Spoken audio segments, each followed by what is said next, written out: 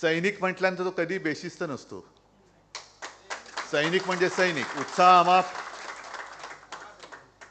जोश आहे, आत्मविश्वास आहे, ताकद आहे. आणि शिक्षक म्हणजे थोडं नाही म्हटलं तरी एक चौकटबद्ध जीणं असतं. या सर्व एकूण वाटचालीकडे बघताना नेमकं आपण कोणत्या दिशेने जातो आहोत. मला अभ्यंकर सर, तुम्ही आपण बोलत असताना ते एक जे गाणं आहे ना, आमदार झाल्यासारखं वाटतंय, तसं मला वाटलं मी मुख्यमंत्रीच झालोय. कारण तुम्ही सगळ्या तुमच्या व्यथा, मागण्या,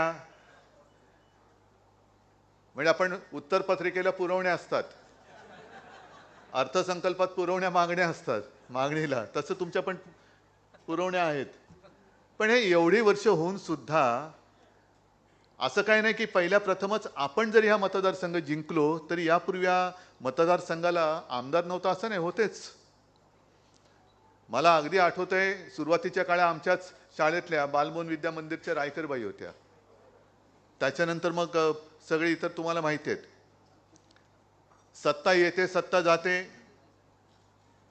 पण निदान सत्तेमध्ये असलेले सगळेच जर का शिक्षकांचे ऋण मानायला लागले, लक्षात ठेवायला लागले, तरी मला नाही वाटत शिक्षकांना काही मागण्याची वेळ येईल.